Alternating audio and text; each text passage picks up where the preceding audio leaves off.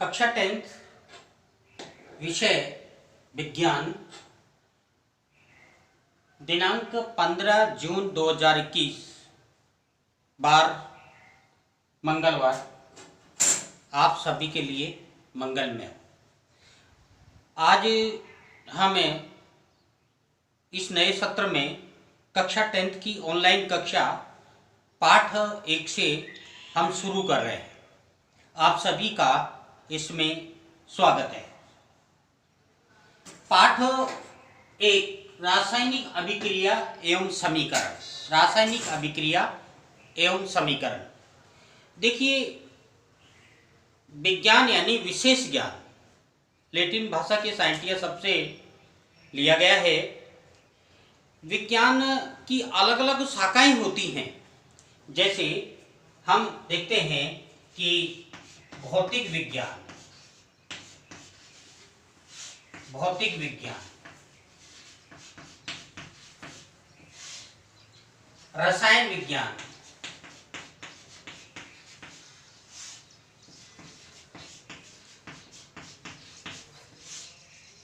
जीव विज्ञान,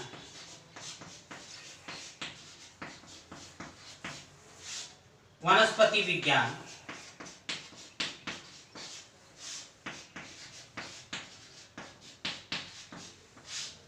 आनुवंशिकी विज्ञान,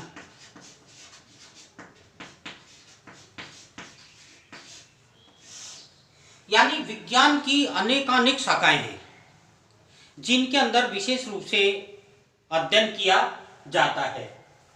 अब जैसे भौतिक विज्ञान है, भौतिकी संबंधी जानकारी भौतिक विज्ञान में, रसायन विज्ञान है जो प्रतीक हैं, तत्व हैं, सूत्र हैं, समीकरण हैं, ये सब सारे तत्वों के आपस में मिलने के कारण बनने वाले पदार्थ हैं। ये सारे के सारे रसायन विज्ञान के अंतर्गत दैनिक जीवन से संबंधित उपयोग वाली वस्तुओं, सामग्री निर्मित, ये सब रसायन विज्ञान के अंतर्गत आते हैं। जीव विज्ञान में शरीर की क्रिया विज्ञान, शरीर की सारी जानकारी जीव विज्ञान में आती है। जितनी भी वनस्पतियां हैं, सारी वनस्पति की जानकारी अपन प्राप्त करते हैं। चाहे सजावट की वनस्पति होगी, चाहे औषधि की वनस्पति होगी, सुंदरता के लिए, सजावट के लिए, पुष्प के लिए, सब अलग अलग प्रकार की जो औषधियां हैं, वनस्पति विज्ञान। आनुवंशिकी विज्ञान यानी जेनेटिक्स।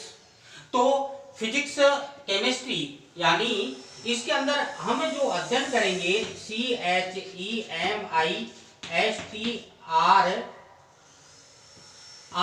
केमिस्ट्री यानी रसायन विज्ञान। ये जो पाठ है रसायन विज्ञान, ये जो पाठ है रासायनिक अभिक्रिया, ये रसायन विज्ञान के अंतर्गत आता है। अब इसमें रसायन विज्ञान में जो आधार स्तंभ है वो है प्रतीक प्रणाली। 1884 में बर्जीलियस ने प्रतीक प्रणाली दी थी।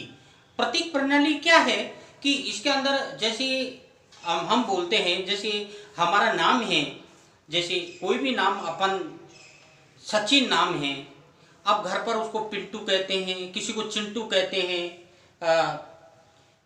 तो अलग अलग छोटे, इसको कहते हैं निक नेम यानी उपनाम। घर पर जैसे बुलाते हैं तो पूरा नाम नहीं लेना पड़े, एक छोटा नाम, ठीक है ना। जैसे कभी आपने देखा होगा कि जैसे मेरा नाम है रामकरण, अब मैं लिखता हूं उसमें RK शर्मा, छोटा नाम होगा RK। हमारे गुरुजी का नाम है चंद्र प्रकाश शर्मा, CP जी, तो ये है उपनाम। ऐसे ही केमिस्ट्री में यानी रसायन विज्ञान के अंतर्गत जो प्रतीक प्रणाली है, प्रतीक के नाम से ही तत्वों की पहचान की जाती है। तो ये प्रतीक प्रणाली, अब इसमें जैसे अपन है कार्बन, यानी कार्बन, देखिए आप कार्बन, ये एक सामान्य ज्ञान है, एक आधार है। इसके बिना रसायन विज्ञान हमारी समझ में नहीं आ सकती। यानी कहने का मतलब, अपनी जो 10वीं की पुस्तक है इसके अंदर फिजिक्स यानी PHYSICS, फिजिक्स, भौतिक विज्ञान के भी कुछ चैप्टर हैं। केमिस्ट्री रसायन विज्ञान के भी चैप्टर हैं।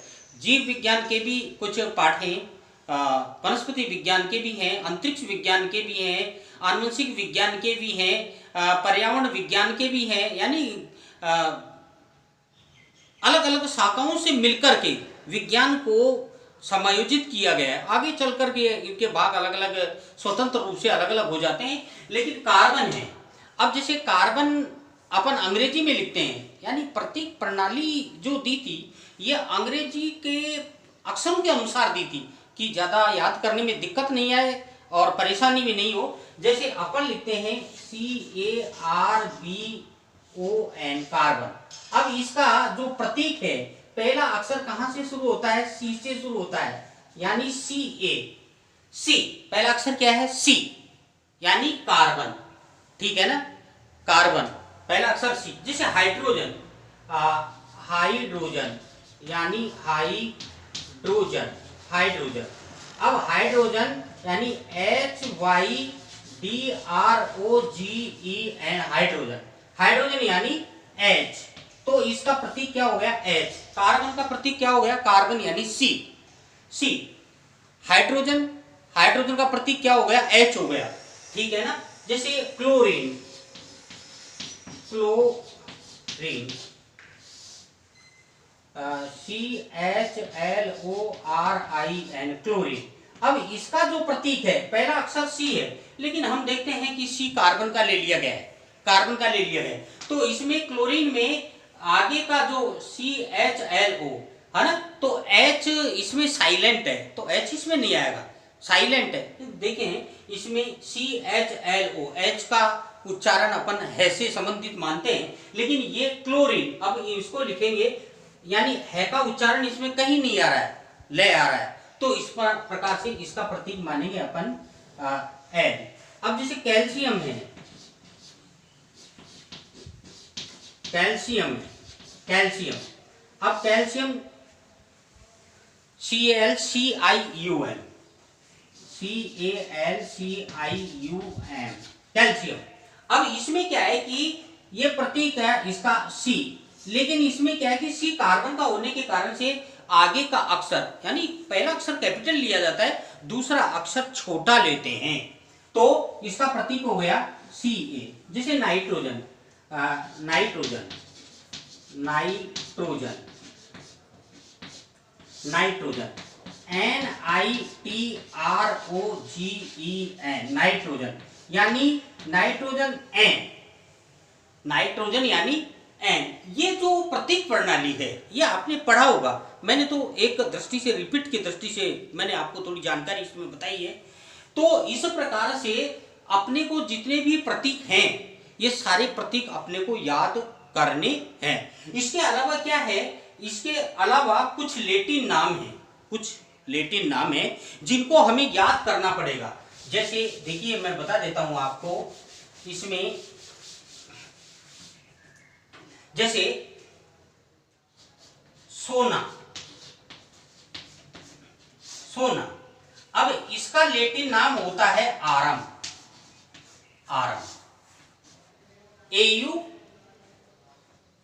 ARUM, आरम। तो इसका प्रतीक क्या हो गया?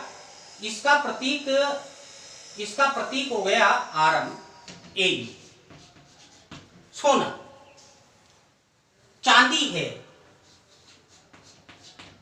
चांदी, सिल्वर जिसको कहते हैं अपन, सिल्वर, लेकिन इसका प्रतीक ऐसे शुरू नहीं होगा। चांदी का लैटिन नाम होता है अर्जेंटम, अर्जेंटम होता है लैटिन नाम, अर्जेंटम, अर्जेंटम यानी AG, AG। जैसे तांबा, देखिए आप, तांबा, तो इसका लैटिन नाम होता है क्यूप्रम, यानी क्यूप्रम यानी CU, क्यूप्रम। वैसे तांबे को कॉपर कहते हैं, कॉपर यानी तांबा, लेकिन इसका जो प्रतीक होगा ये लैटिन नाम है।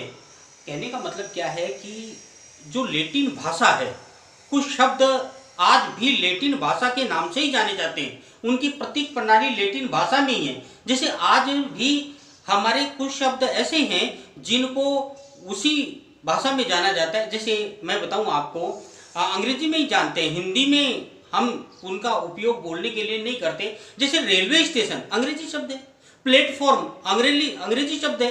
अगर किसी से पूछे कहाँ जा रहे हो, रेलवे स्टेशन जा रहे हैं। कोई आपसे पूछे कि कहाँ जा रहे हो, अब इसका हिंदी अर्थ होता है लोहे पथगामिनी।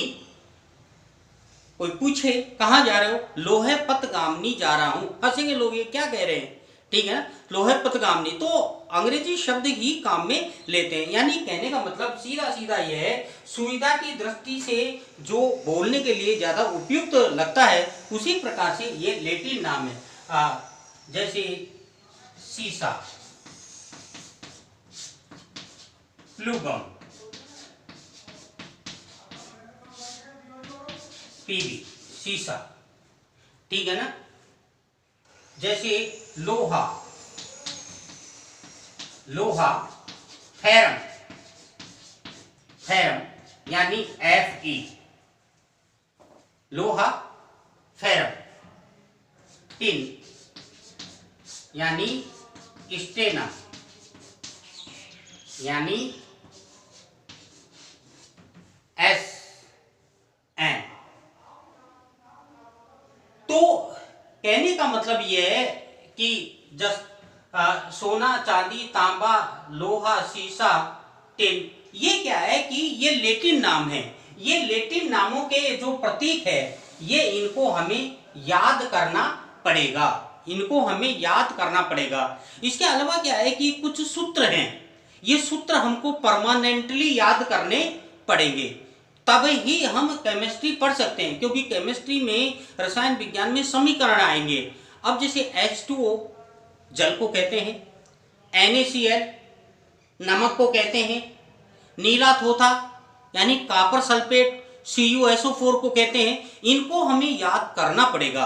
और एक बार आपने याद कर लिया तो फिर रसायन विज्ञान के अंदर पढ़ने में बड़ा आनंद आएगा, क्योंकि इसके भी भाग होते हैं इनऑर्गेनिक केमिस्ट्री और ऑर्गेनिक केमिस्ट्री, अकार्बनिक रसायन और कार्बनिक रसायन। कार्बनिक रसायन यानी कार्बन से मिलकर यौगिक बनते हैं, वो कार्बनिक ऑर्गेनिक केमिस्ट्री में आते हैं, और जिनमें कार्बन नहीं पाया जाता इनऑर्गेनिक केमिस्ट्री के अंदर आते हैं रसायन विज्ञान में। तो इस प्रकार से ये एक मैंने सामान्य जानकारी आपको ये बतलाई है, जिससे कि अब कल मैं आपको थोड़े सूत्र और लिखाऊंगा। आज तो मैंने शुरू किया है, केवल सूत्र और लिखाऊंगा। सूत्र लिखाने के बाद अपन शुरू करेंगे रासायनिक अभिक्रिया एवं समीकरण, यह अपन शुरू करेंगे। नमस्कार।